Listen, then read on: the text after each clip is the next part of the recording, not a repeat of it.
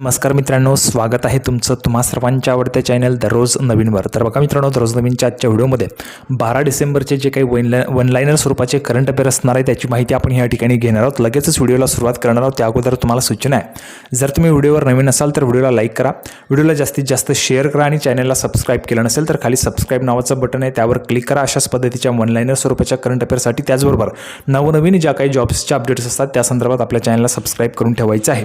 तर बघा मित्रांनो, कालच्या व्हिडिओमध्ये विचारलेला तुमचा प्रश्न बघा, एक मित्रांनो प्रश्न विचारण्यात आला होता तुम्हाला कालच्या व्हिडिओमध्ये, मारापी ज्वालामुखीचा नुकताच उद्रेक झाला तो कोणत्या देशात आहे, हा प्रश्न मी तुम्हाला त्या ठिकाणी विचारलेला होता. आणि या प्रश्नाचं बघा 4 ऑप्शन सुद्धा मी तुम्हाला त्या ठिकाणी सांगितलेले होते. तर बघा, केनिया पहिला ऑप्शन होतं, दुसरा ऑप्शन मलेशिया, तिसरा ऑप्शन इंडोनेशिया आणि चौथा ऑप्शन दक्षिण आफ्रिका होतं. तर या प्रश्नाचं बरोबर उत्तर आहे ऑप्शन नंबर 3 इंडोनेशिया. या प्रश्नाचं बरोबर उत्तर आहे. मारापी ज्वालामुखीचा नुकताच जो उद्रेक झाला तर तो कोणत्या देशात आहे, तर तो इंडोनेशिया या देशात तो ज्वालामुखी त्या ठिकाणी असणार आहे. आणि या संदर्भाची संपूर्ण माहिती आपण त्या ठिकाणी वेळोवेळी देत आलेलो आहोत. आता आजचा तुमच्यासाठी महत्त्वाचा प्रश्न असणार आहे बघा, लिहून घ्यायचा आहे. साहित्य अकादमीच्या पुस्तक मेळ्याचे आयोजन कुठे करण्यात आले होते, हा प्रश्न तुम्हाला विचारला जाऊ शकतो. आता याचे 4 ऑप्शन्स तुम्हाला सांगतोय बघा. पहिला ऑप्शन आहे नवी दिल्ली, दुसरा आहे उत्तराखंड, तिसरा ऑप्शन आहे कोलकाता आणि चौथा ऑप्शन आहे मुंबई. या 4ही ऑप्शन्सपैकी या प्रश्नाचं जे काही बरोबर उत्तर असेल ते तुम्हाला कमेंट बॉक्समध्ये सांगायचं आहे. भरपूर विद्यार्थी उत्तरं देत असतात परंतु बरोबर उत्तर त्यांना येत नाही.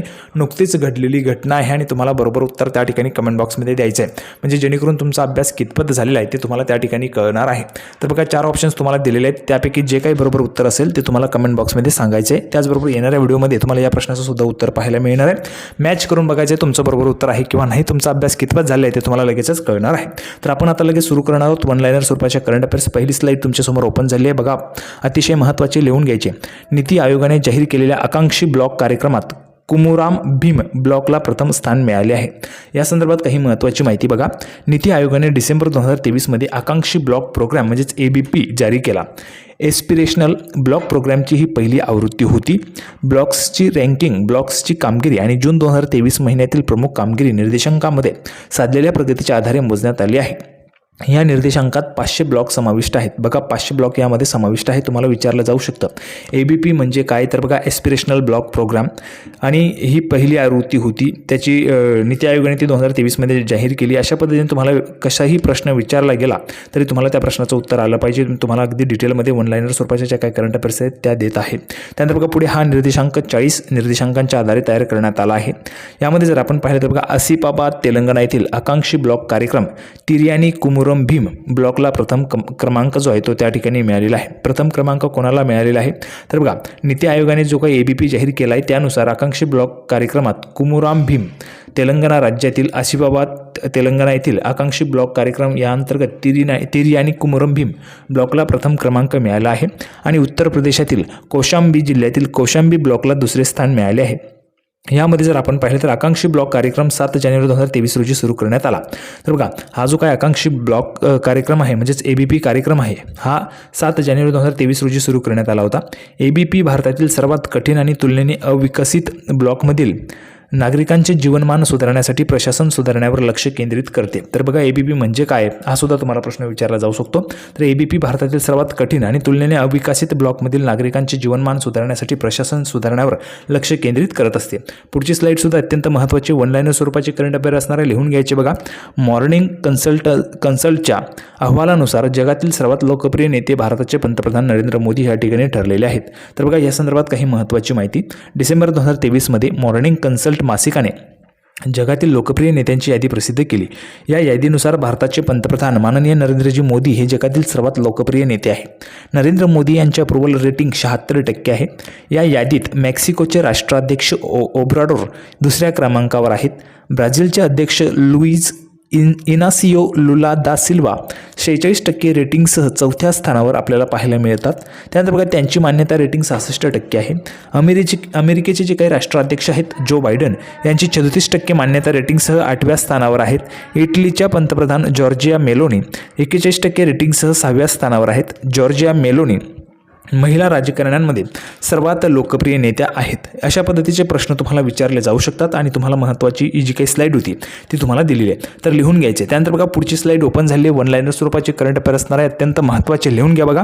नुकतेच मेघालयातील बघा, नुकतेच मेघालयातील लकाडोंग हळदीला GI टॅग देण्यात आला आहे. बघा, तुम्हाला प्रश्न हा विचारलाच जाऊ शकतो की लकाडोंग हळदीला GI टॅग देण्यात आलेला आहे तर त्या कोणत्या राज्यातील आहे किंवा काय आहे.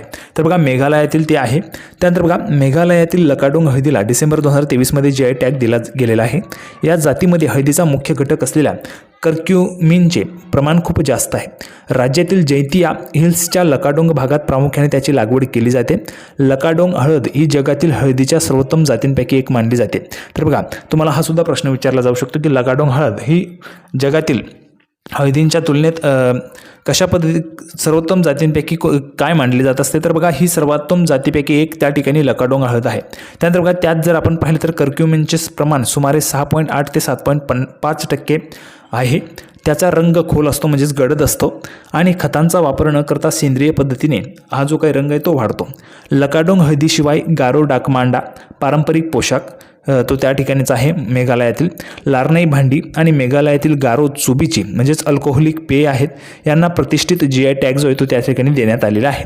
अशा पद्धतीची महत्त्वाची करंट अफेअर होती. पुढची स्लाईड तुमच्यासमोर ओपन झाली, ही सुद्धा महत्त्वाची लिहून घ्या. बघा, अलीकडेच सिद्धार्थ रॉय कपूर यांना आशिया Pacific copyright educator of the year पुरस्काराने सन्मानित करण्यात आलेले आहे. त्या संदर्भात काही महत्त्वाची माहिती. सिद्धार्थ रॉय कपूर हा एक भारतीय चित्रपट निर्माता आहे. अलीकडेच सिद्धार्थला Asia Pacific copyright educator of the year पुरस्काराने सन्मानित करण्यात आलेले आहे. मोशन पिक्चर असोसिएशनतर्फे त्यांना हा पुरस्कार देण्यात आला. तर बघा, हा सुद्धा तुम्हाला विचारला जाऊ शकतो प्रश्न की अलीकडे जो काही सिद्धार्थ रॉय कपूर यांना आशिया Pacific copyright educator of the year पुरस्काराने सन्मानित करण्यात आला आहे. तर हा पुरस्कार कोणी दिला आहे. तर बघा, मोशन पिक्चर असोसिएशनतर्फे हा जो काही पुरस्कार आहे तो देण्यात आलेला आहे. गेल्या काही वर्षात सिद्धार्थ रॉय कपूर यांनी चित्रपट निर्मात्यांच्या हिताचे समर्थन करण्यासाठी मजबूत कॉपीराइट आणि सामग्री संरक्षण फ्रेमवर्कची वकिली केली आहे. त्यांनी चित्रपट वर्गीकरणाचे आधुनिकीकरण करण्यासाठी आणि IP अधिकारांचे अधिक चांगले संरक्षण करण्यासाठी कायदा आणण्यास प्रोत्साहन दिले आहे. बँकॉक येथे होणाऱ्या सिने एशिया अवॉर्ड्समध्ये सिद्धार्थला हा पुरस्कार प्रदान करण्यात येणार आहे. तर बघा, हा सुद्धा तुम्हाला प्रश्न विचारला जाईल की नुकताच जो काय आशिया Pacific copyright educator of the year पुरस्कार आहे तो कोणाला मिळाला आहे. तर सिद्धार्थ रॉय कपूर यांना मिळालेला आहे. कुठे देण्यात येणार आहे. तर बँकॉक येथे होणाऱ्या सिने एशिया अवॉर्ड्समध्ये हा जो काही पुरस्कार आहे तो प्रदान करण्यात येणार आहे. त्यानंतर पुढची स्लाईड ओपन झाली आहे, अतिशय महत्त्वाचे लिहून घ्या. बघा, नुकताच निखिल डे यांना इंटरनॅशनल अँटी करप्शन चॅम्पियन पुरस्काराने सन्मानित करण्यात आलेले आहे. त्या संदर्भात काही महत्त्वाची माहिती. इंटरनॅशनल अँटी करप्शन चॅम्पियन पुरस्कार युनायटेड स्टेट्स ऑफ अमेरिका प्रदान करते. तर बघा, हा सुद्धा तुम्हाला प्रश्न विचारला जाऊ शकतो. इंटरनॅशनल अँटी करप्शन चॅम्पियन पुरस्कार कोण देत असतं. तर बघा, युनायटेड स्टेट्स ऑफ अमेरिका हा जो काही पुरस्कार आहे तो प्रदान करत असते. नुकताच निखिल डे यांना या पुरस्काराने सन्मानित करण्यात आलेले आहे. त्यानंतर बघा, निखिल डे हे सक्रिय माहिती अधिकार कार्यकर्ते आहेत. निखिल डे हे भारतातील मजदूर किसान शक्ती संघटनेचे सहसंस्थापक आहेत. निखिल मजदूर किसान शक्ती संघटना माहितीचा अधिकार आणि रोजगार अभियान आणि माहितीच्या अधिकारांसाठी राष्ट्रीय अभियानासाठी ते काम करत असतात. हा पुरस्कार United states bureau of international narcotics and law enforcement affairs तर्फे दिला जातो. अशा पद्धतीने महत्त्वाची माहिती आपण ही सुद्धा पाहिलेली आहे. पुढची स्लाईड तुमच्यासमोर ओपन झाली, ही सुद्धा महत्त्वाची अत्यंत लिहून घ्यायची. बघा, जागतिक प्रदूषण क्रमवारीत लाहोर अव्वल स्थानावर आहे. तर बघा, पाकिस्तानमधील लाहोर जे आहे ते जागतिक प्रदूषण क्रमवारीत अव्वल स्थानावर त्या ठिकाणी आपल्याला पाहायला मिळते. त्या संदर्भात काही महत्त्वाची माहिती. नुकताच जगातील मोठ्या शहरांचा हवा गुणवत्ता निर्देशांक जाहीर करण्यात आला. या निर्देशांकात पाकिस्तानचे लाहोर अव्वल स्थानावर आहे. म्हणजेच लाहोर हे जगातील सर्वात प्रदूषित शहर आहे. लाहोरचा प्राथमिक हवा गुणवत्ता निर्देशांक 400 आहे, जो धोकादायक मानला जातो. पाकिस्तानचे दुसरे सर्वात मोठे महानगर असलेल्या लाहोरमध्ये सुरू असलेल्या प्रदूषणाच्या समस्येच्या लाखो लोकांच्या जीवनावर आणि आरोग्यावर परिणाम झाला आहे. AQI मोजण्यासाठी 5 प्रकारचे प्रदूषक त्या ठिकाणी वापरले जातात. यामध्ये जर आपण पाहिलं तर बघा, हे प्रदूषक कण carbon monoxide, nitrogen dioxide, sulphur dioxide आणि ग्राउंड लेवल ओझोन हे त्या ठिकाणी आहेत. पण 150 ते 200चा AQI ग्रेड अस्वस्थकर मानला जातो. त्यानंतर 201 ते 300 अधिक हानिकारक आहे. 300 आणि त्याहून अधिक गंभीरपणे धोकादायक आहे. तर बघा, लाहोरचा जो काही प्राथमिक हवा गुणवत्ता निर्देशांक तो 400 आपल्याला पाहायला मिळतो. म्हणजेच तो अधिक त्या ठिकाणी गंभीरपणे धोकादायक आपल्याला पाहायला मिळतो. पुढची स्लाईड तुमच्यासमोर ओपन झाली, ही सुद्धा महत्त्वाची लिहून घ्यायचे. बघा, नुकतेच केंद्रीय मंत्री RK सिंग यांनी 4 ई-वेब लॉन्च केलेले आहेत. कोणकोणते बघा, त्याची माहितीसुद्धा आपण पाहणार आहोत. त्या संदर्भात काही महत्त्वाची माहिती. केंद्रीय ऊर्जा आणि नवीकरणीय ऊर्जा मंत्री श्री RK सिंग यांनी अलीकडेच 4 ई 4E वेब लॉन्च केले आहे. ही ऊर्जा संवर्धनासाठी विद्यार्थ्यांच्या नेतृत्वाखालील राष्ट्रीय चळवळ आहे. जम्मू आणि काश्मीरचे लेफ्टनंट गव्हर्नर श्री मनोज सिन्हा यांच्या उपस्थितीत त्याचे लोकार्पण करण्यात आले. समुदाय आणि व्यक्तींमध्ये ऊर्जा संवर्धनाविषयी जागरूकता निर्माण करणे तसेच शाश्वत उपक्रमांना प्रोत्साहन देणे हा या चळवळीचा उद्देश आहे. 4E वेबमध्ये 4 आवश्यक घटक असतात. हे घटक कोणकोणते तर बघा, पर्यावरण मित्रत्व म्हणजेच इको फ्रेंडली, त्यानंतर अर्थव्यवस्था, जर आपण पाहिलं तर बघा अर्थव्यवस्था, शिक्षण आणि सक्षमीकरण, अशा पद्धतीने हे 4E आपल्याला पाहायला मिळतात. ठीक आहे, हे 4E आपल्याला त्या ठिकाणी पाहायला मिळतात. आता पुढची स्लाईड तुमच्यासमोर ओपन झाली. ही सुद्धा अत्यंत महत्त्वाचे लिहून घ्यायचे वहीमध्ये. बघा, अलीकडेच संयुक्त अरब अमिरातीमध्ये जगातील सर्वात मोठ्या एकाग्र सौर उद्यानाचे उद्घाटन करण्यात आले. तर बघा, सगळ्यात मोठा हा जो काही एकाग्र सौर उद्यान आहे त्याचे उद्घाटन त्या ठिकाणी करण्यात आलेले संयुक्त अरब अमिरातीमध्ये. हा प्रश्न तुम्हाला विचारला जाऊ शकतो. त्यानंतर बघा, त्या संदर्भात काही महत्त्वाची माहिती. डिसेंबर 2023मध्ये UAEमध्ये जगातील सर्वात मोठ्या केंद्रीय सौर उद्यानाचे उद्घाटन करण्यात आले आहे.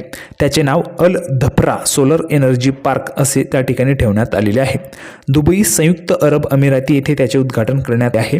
याचे उद्घाटन UAEचे उपराष्ट्रपती आणि शासक शेख मोहम्मद बिन रशीद यांनी केले. या सोलर पार्कची उत्पादन क्षमता 950 मेगावॅट आहे. हे अंदाजे जर आपण पाहिलं तर बघा 2 लाख घरांना वीज देण्यासाठी पुरेशी वीज निर्माण करेल आणि दरवर्षी 2.4 दशलक्ष टन कार्बन उत्सर्जन विस्थापित करेल. अशा पद्धतीची माहिती आपल्याला या ठिकाणी पाहायला मिळत आहे. आणि या संदर्भात तुम्हाला प्रश्न विचारला जाऊ शकतो. हा जो काही प्रश्न आहे तो कसाही फिरवून विचारला तरी तुम्हाला संपूर्ण माहिती या ठिकाणी दिलेली आहे, लिहून घ्यायचे. त्यानंतर बघा, पुढची स्लाईड ओपन झाली, अत्यंत महत्त्वाचा आहे, हा सुद्धा लिहून घ्या. बघा, अलीकडेच भारतीय लष्कर आणि आसियान सेनांमध्ये टेबलटॉप संयुक्त लष्करी सराव आयोजित करण्यात आला होता. हा सुद्धा तुम्हाला प्रश्न विचारण्यात येईल. तर बघा, टेबलटॉप जो काही संयुक्त लष्करी सराव आहे हा कोणादरम्यान आयोजन करण्यात आला होता? तर बघा, भारतीय लष्कर आणि आसियान सेनांमध्ये हा जो काही टेबलटॉप संयुक्त लष्करी सराव आहे तो आयोजित करण्यात आला होता. त्या संदर्भात काही महत्त्वाची माहिती. डिसेंबर 2023मध्ये भारतीय लष्कर आणि आसियान सैन्यादरम्यान टेबलटॉप संयुक्त लष्करी सराव आयोजित करण्यात आला होता. नवी दिल्लीतील मानेकशॉ सेंटरमध्ये हा जो काही संयुक्त लष्करी सराव आहे तो पार पडला. भारतीय आणि आसियान महिला अधिकाऱ्यांमध्ये हा सराव झाला. भारतीय लष्कराने आयोजित केलेल्या या सरावाचा उद्देश लैंगिक समानतेला प्रोत्साहन देणे आणि शांतता राखण्याच्या कार्यात महिला लष्करी कर्मचाऱ्यांच्या क्षमता वाढवणे आहे. टेबलटॉप व्यायाम हा एक प्रकारचा आपत्ती सज्जता क्रियाकलाप आहे ज्यामध्ये सहभागींना सिम्युलेटेड आपत्ती परिस्थितीला सामोरे जाण्यासाठी प्रशिक्षण दिले जाते. युनायटेड नेशन्स पीस कीपिंग सेंटरचा एक भाग म्हणून हा सराव आयोजित करण्यात आला होता. आता बघा, पुढची स्लाईड आपल्यासमोर ओपन होत आहे. 10वी स्लाईड आहे, अत्यंत महत्त्वाचे, लिहून घ्यायचे. बघा, हे सुद्धा 7 ते 15 डिसेंबर दरम्यान हनुक्का उत्सवाचे आयोजन करण्यात आले होते. तर बघा, 7 ते 15 डिसेंबर दरम्यान हनुक्का उत्सव साजरा केला जातो. हनुक्का हा जूनचा सण आहे. हनुक्का हा जो काही सण आहे तो जो धर्म आहे त्यांचा तो सण आहे. हा ज्यू धर्माचा दिव्यांचा उत्सव आहे. सलग 8 रात्री ज्यू कुटुंब आणि मित्रांसह मेनोराहमध्ये अतिरिक्त मेणबत्ती पेटवण्यासाठी एकत्र येतात.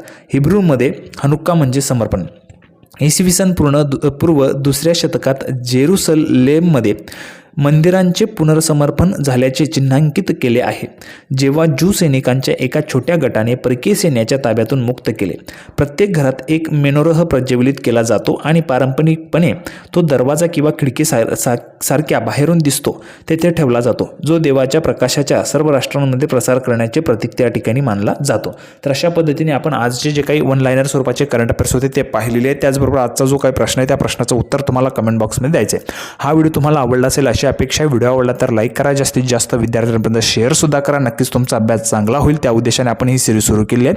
त्याचबरोबर जर तुम्ही अजूनही आपल्या चॅनलला सबस्क्राईब केलं नसेल तर लवकरात लवकर चॅनलला सुद्धा सबस्क्राईब करून घ्या. आपण पुन्हा एकदा भेटणार आहोत पुढच्या व्हिडिओमध्ये अशाच पद्धतीचे 1 लाइनर स्वरूपाचे करंट अफेअर्स घेऊन. तोपर्यंत धन्यवाद.